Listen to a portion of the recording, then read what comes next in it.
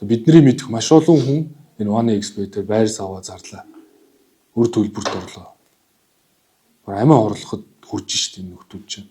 Тэгээ эцэг ихээ зовоон, үр хүүхдээ зовоон. Тэгээ үүнийг ингээд зүгээр хараад суугаад иж болохгүй юм. Тийм учраас би яг холбогдох, үүнтэй холбогдуулаад шийдвэр гаргах боломжтой бүх төрийн эрх бүхий албан тушаалтнуудыг энэ ажлын хэсэгт оруулсан. Энэ бол зөвхөн хуулийн байгууллагын хийх ажил биш. Тэгээ гүйлгээ бүрийн утга дээр нь тэр нэг ID байгаа 8 оронтой тоо бичдэг. Тэр бүх гүйлгээний дүнг нь нэгтгэж хармаар. Бүх гүйлгээний дүнг. За тэгээ ерөөсөө одоо энэ татврын байгууллага дээр ажилласан ажил, дээрэс нь Монгол банкны хийгээд байгаа мэдээлэл төр энэ гадагшаа урсгаад байгаа дээр нь одоо тэр гадагшаа урсгаж байгаа валютыг урсгалыг царцах арга хэмжээг одоо авмаар. Харилцаа холбооны зохицуулах хорон дээр өнгөрсөн хугацаанд 25 домын хаасан. Энэ бол зүгээр л нэг юм домой. Тэгэл нэрээ өөрчилдөг. Зүсээ өргөдөг байхгүй.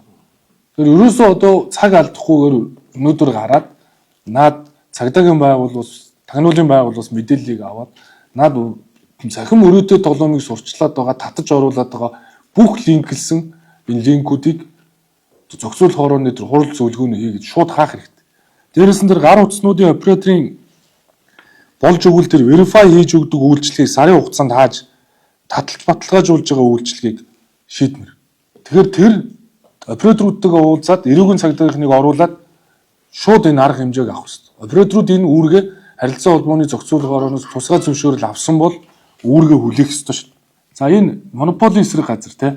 Монополийн эсрэг газар энэ бүх сурчлагын хийгдсэн 7000 гаруй гэдэг юм. Нэр тоон. Тэр субъектүүд дээр торгуул бичүүлэх хэрэгтэй. Бүгдэн дээр нь торгуул бичээд тэр торгуулаа өгдөг юм бол энэ шүүхийн шийдвэр гүйцэтгэх байгууллагаар шийдвэр гүйцэтгүүлэх хэрэгтэй. Нэг агент 10 тэрбум төгрөг сар болго эргэлдүүлчихэж яагаараа хэдэн төгрөг гэлээ? 500 мянган төгрөг. Чи тоглоод байгаа юм уу?